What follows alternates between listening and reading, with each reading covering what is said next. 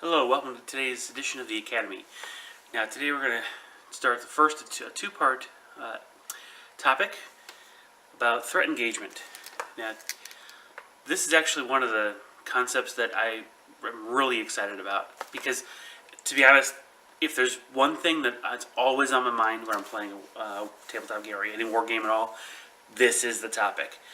Both parts, this week's and next.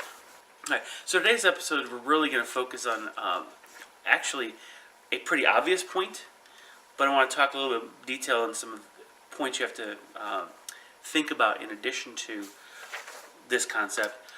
But I'm actually going to spend more time talking about a couple nuances that are in the manual that we often overlook, and I think there may be some merit to applying them ourselves on the tabletop.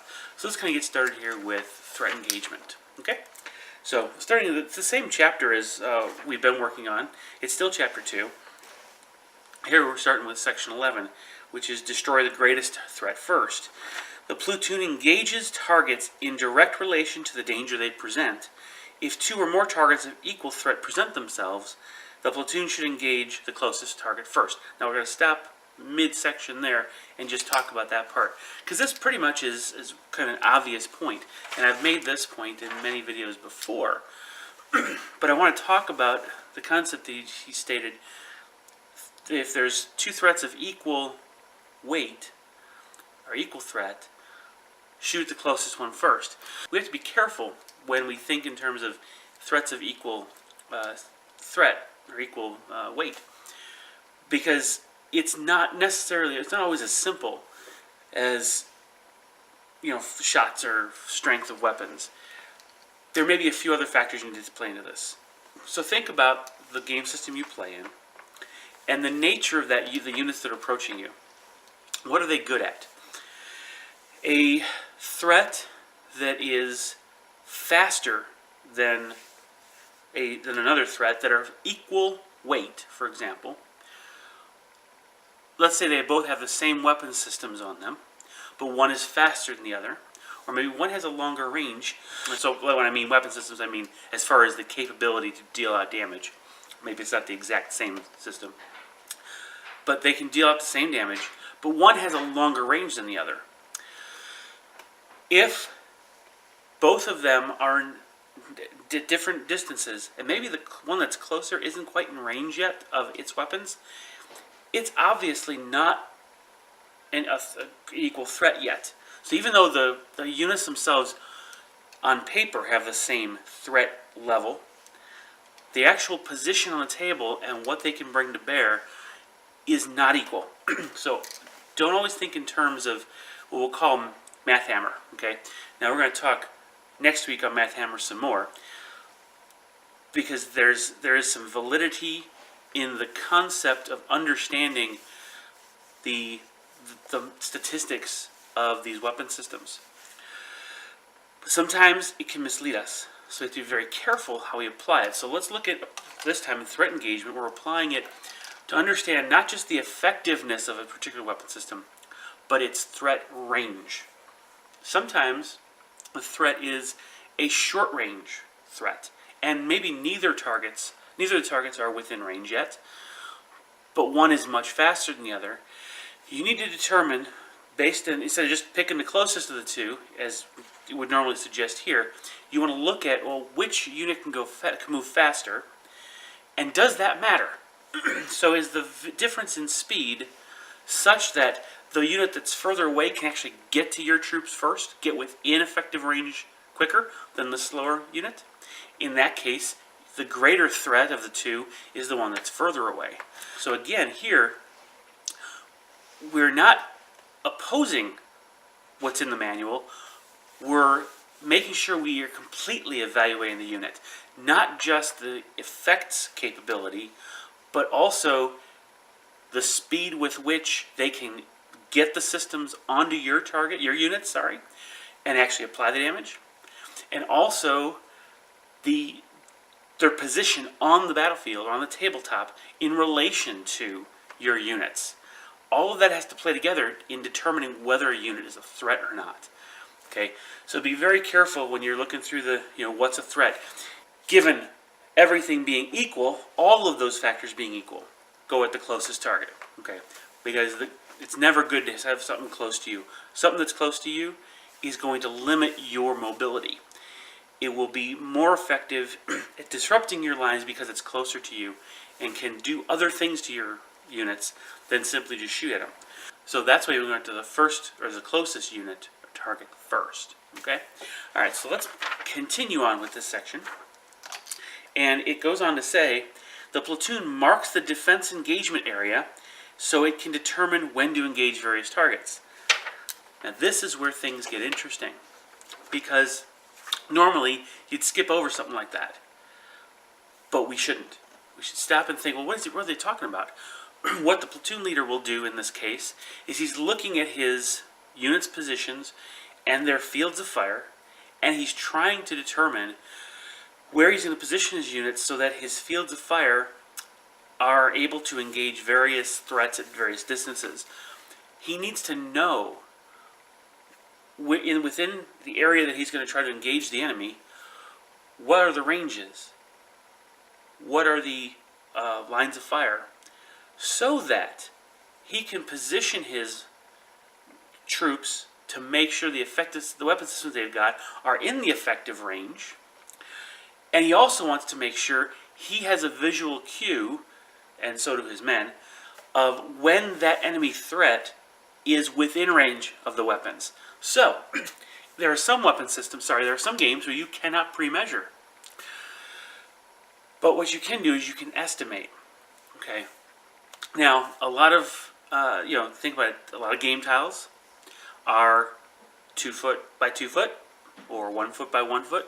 That makes estimation a little bit easier. On game mats, they're 4 by 6, 4 by 4, 3 by 3. There are definite measurements. And when you set the game up, your whole deployment zone, you have to measure your deployment zone. You have to measure. Sometimes you put dice out there to figure out, okay, that can deploy up to this far and no further. Or here's the center of the table, or here you're going to be doing some pre-measuring at the very beginning of the game, before it even starts, just to set the battle up.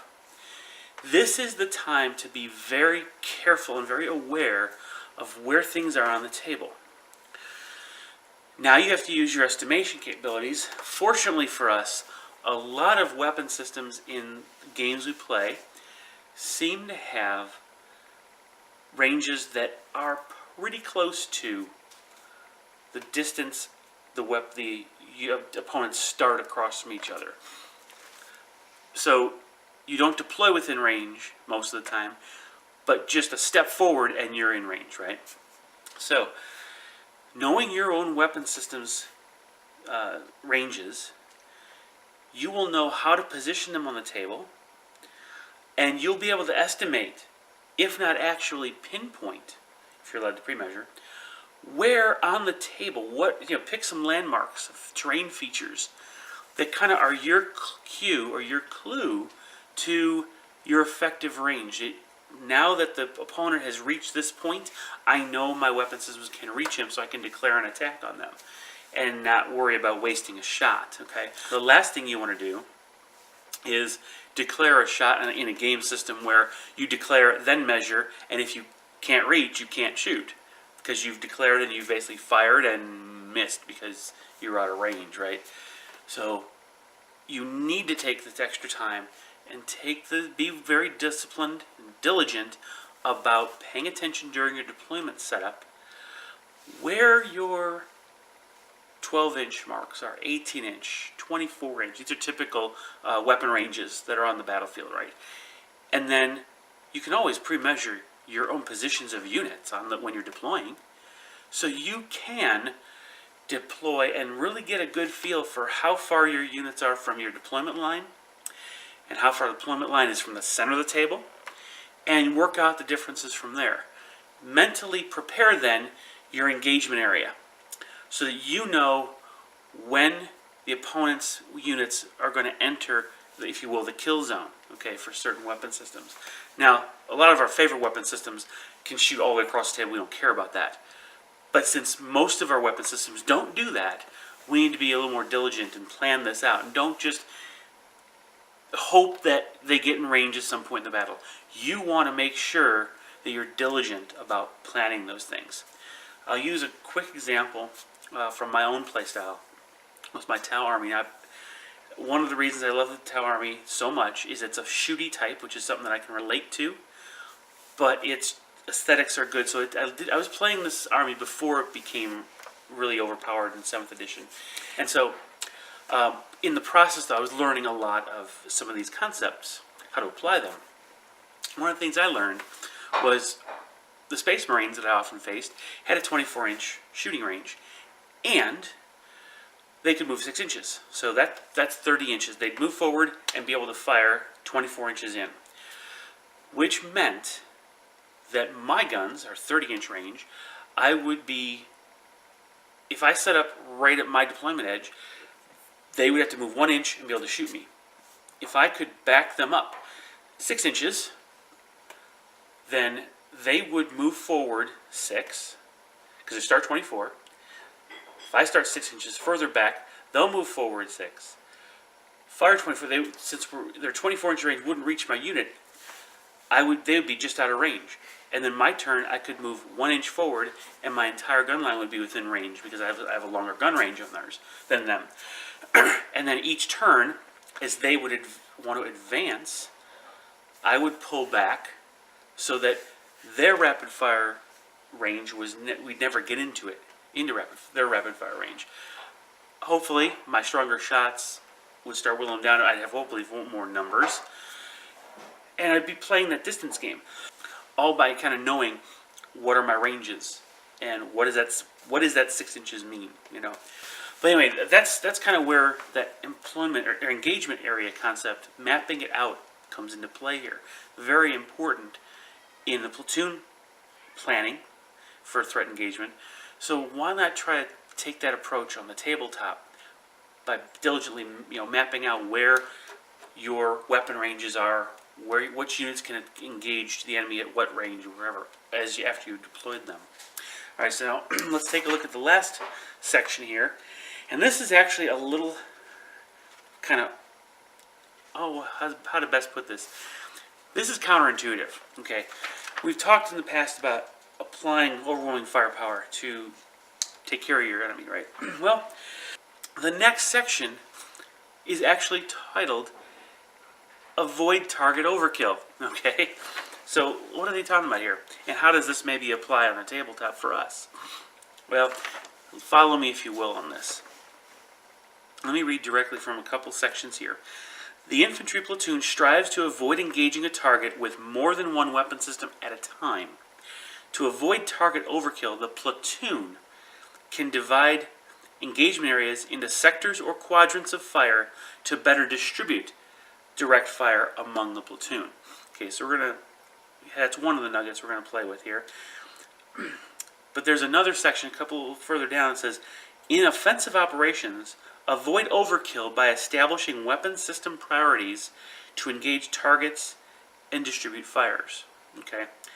Again, this is all about platoon leaders, so we're not talking about a single squad with a heavy weapon and a bunch of rifles.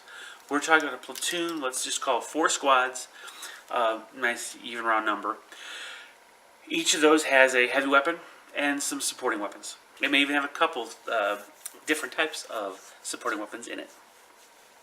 If we use a modern equivalent of the squad machine gun with an anti-tank weapon plus the rifles, so you've got 3 weapon systems. One is an anti-tank weapon. One is a anti-infantry weapon. Okay. So what are we talking about here? Avoiding target overkill. Well, here's what we're dealing with. In the first instance, we're looking at a platoon here. You do not want to have a situation where you're going to have all of your units, all their anti-tank weapons, for example, fire at one tank hoping to kill it. You actually want to be careful to fire one at a time. Hopefully your game system allows that. Most do. But if you have to prioritize fire before any unit can fire, then you need to be a little more careful. I'll explain how to do that in a second. You want to fire one system at a time as much as possible so that you don't waste shots. What you don't want to do is say, well, these two squads are going to shoot their anti-tank weapons at this tank, and their rifles are going to shoot at this other weapon, and then roll it all together. Because what you might accidentally do is kill the tank on one shot, and you just wasted the second shot. The second shot could have gone somewhere else. Okay, so do one at a time. That's what overkill. That's the overkill they're trying to avoid. In the real world situation, a single squad would engage with one weapon. If it did not deal with it, and there was an urgent timing involved, the second squad with its heavy weapon could then engage a follow-on shot, hoping to deal with the target that the first one didn't deal with. But you don't just automatically fire both at it. So that's the overkill piece we're looking at here. Now the variation of this is, again, applying too many weapons to the target to exceed your desired effect. So if your goal is to suppress the opponent's unit, not to kill it, you don't want to apply so much firepower that you kill it, because that means some of that firepower could have been used elsewhere. Okay, now again, suppression, it could be as important as killing, depending upon the scenario, depending on the game system. So you need to be very careful on directing your weapons so that you don't overdo it. Okay. Now let's talk about in the case of situations where you do have to decide before you shoot any of them. In bolt action, in a squad level, there are some weapon systems that you're allowed to have multiple copies of, usually one-shot weapons like a Panzerfaust, or they're even indirect, like knee mortars for the Japanese. Those weapon systems, there can be multiple in a squad. You have to decide where you're going to fire those before you move on. So in the system, the entire squad normally has to fire at one target unit. But when it has these special weapons, those special weapons can fire at something else. Usually a different something else. Multiple something else's. So you need to determine ahead of time before you start rolling dice which unit or units they're going to fire at. So let's just take the example of, I've got 4 Panzerfausts in a squad of 10 infantry. And I've got 2 tanks in range. How do I decide how many shots to go at each? Because I have to decide before I roll. Well, this is where Math Hammer can come in. Now, the idea here is that you know the odds of hitting, and you can know the odds of doing damage and potentially destroying it, because you can mathematically figure out what are your odds of success. Now, what you need to decide is, for those two weapon systems, those two targets, which is more important? Do you need to kill both, or do you need to kill the one of them more than the other? Again, threat priority, right? Highest threat first. So you can split 2 and 2. You can split 1 and 1, 3 and 1, 3 and 0. You can even just save a couple for later. Perfect example is when there's only one tank. Do you fire all 4 Panzerfausts at it? No, you don't need to. If mathematically you could probably get away with firing 3 from the front, or 2 from the side maybe, why would you waste your extra shots? Fire just a couple, try to get the effect. With 2 hits, you could kill a tank. You could actually do a lot of damage to it, even if it doesn't destroy it. So that's what the concept of the overkill is. Use the mathematics or the statistics of determining, well, how many weapons do I really need to commit to this attack? Maybe not to guarantee success, but to increase the likelihood that it's going to happen, and not waste all of my weapons, these one-shot weapons, for example. Okay, so we're going to pause it here, this discussion, because this is all about, this is a lot of meat, and we really need to think about how would we apply this to the tabletop. Next week, we're going to talk a lot more on a whole different angle of this. Now, I've talked about this in different videos as well, about using the right weapon systems against the right targets. But again, this is all about avoiding the overkill and ensuring you're achieving what you wanted to in your fire plan, because that's what we're trying to accomplish. We're dialing this back to tie into the fire plans we talked about last week, and we're going to hopefully engage the right threats first with effective fire plans by using the effective weapon systems. So next week we'll talk a little bit more about how to apply the weapon systems in the most effective manner. All right, so until next week, see you guys later. Do me a favor, if you haven't already, please subscribe, click that notification bell, and share and like these videos as much as you can. And I'll see you next week. Thanks a lot, guys. Bye-bye.